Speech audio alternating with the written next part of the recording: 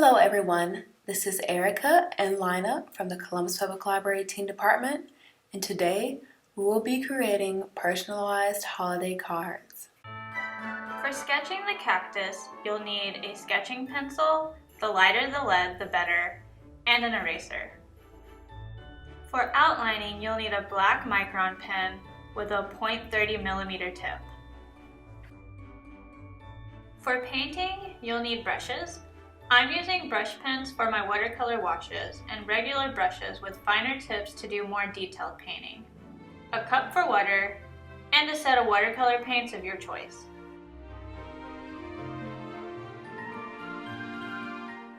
A piece of watercolor paper. Mine is cut out to 4.5 inches by 6. Drawing a cactus is really easy and essentially only takes 3 steps. Step 1. You make a long rectangular shape with a slightly rounded top. Step 2. You add these fin-like shapes to the base you drew in step 1. And step 3. You erase your lines connecting the fins from step 2, then add details like prickly thorns and a cute face.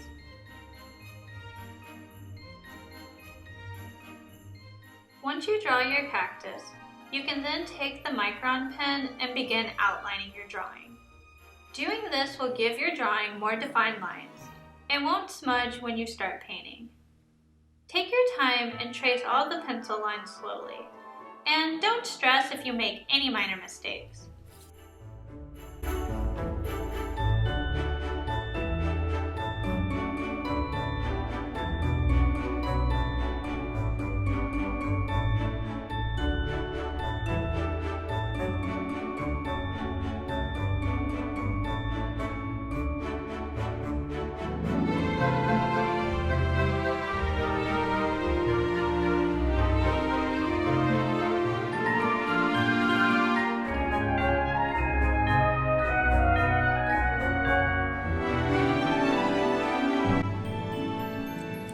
Now you can begin painting your cute holiday cactus.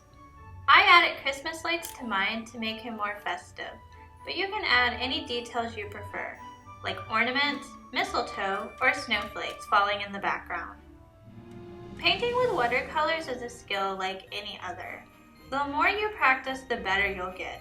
It's okay if you make mistakes, just have fun with it as you continue to learn. That being said, I'll share a few basic tips for beginners. For darker, more concentrated color, use less water. Use a brush with a fine tip to do smaller, more detailed work.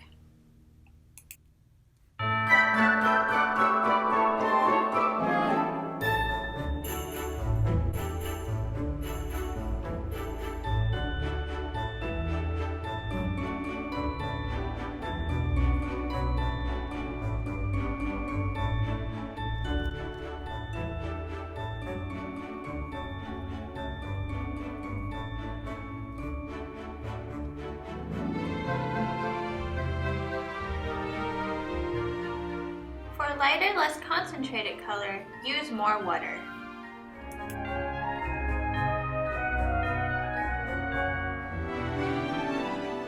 Use a wider brush for areas that you need to spread more paint out quickly.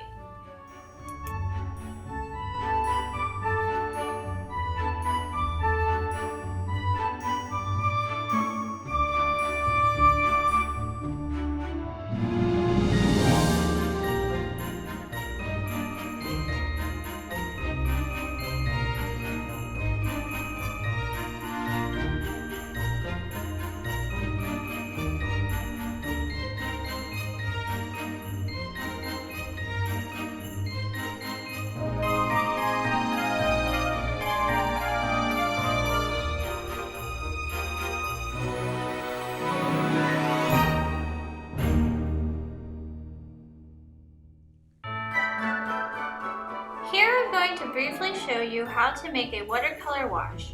A watercolor wash is usually a layer of color that is somewhat transparent, applied with paint that has been diluted with water.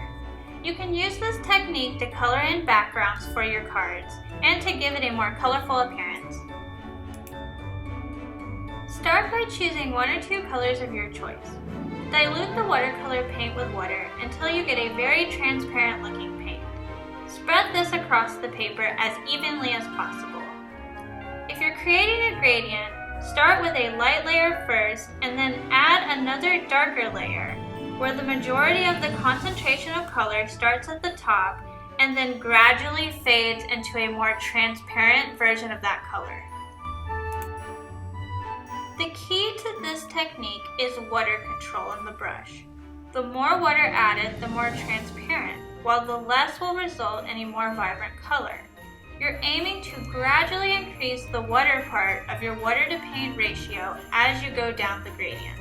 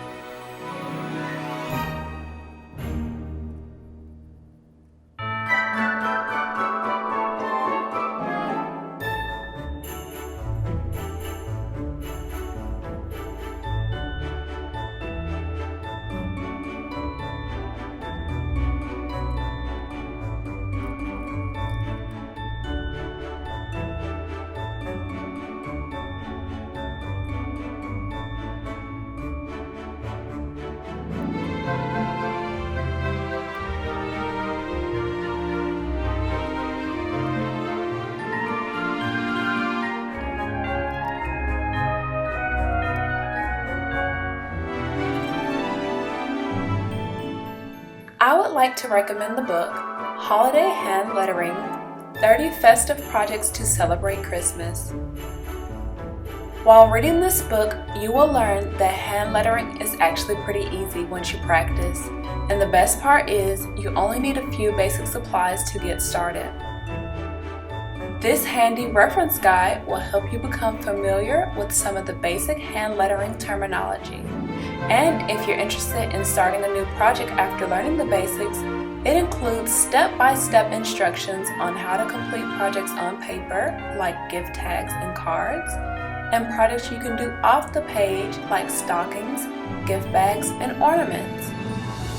With the variety of hand lettering alphabets to choose from in this book, you'll be able to make any project look festive for the holiday season. If you would like to request this book, go to www.cvlga.org and place a hold. Now that the card is painted, we can begin working on the hand lettering. The additional supplies you will need is a Tombow brush pen or a Crayola Super Tip marker, paper to practice your hand lettering, and tracing paper to transfer your text to the card.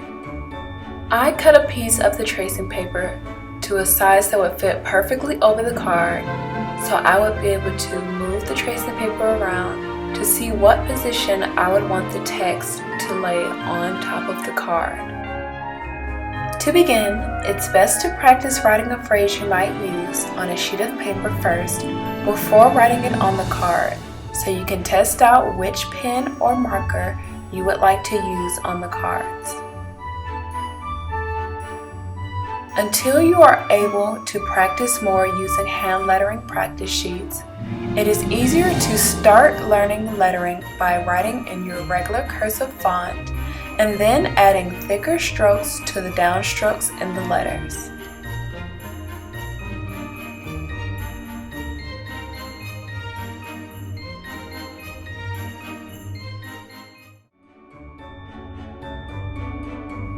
I wrote out a few more phrases, then selected the one I wanted to use on the card. I'm using the tracing paper so I can easily transfer the text to the card.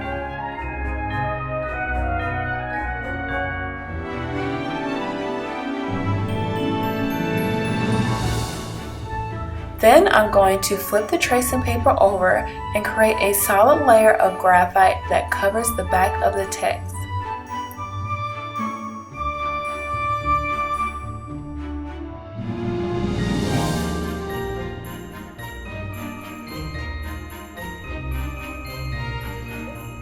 have to do now is flip it back over, trace the text again with a pencil, creating an outline, then go over it with the marker of your choice.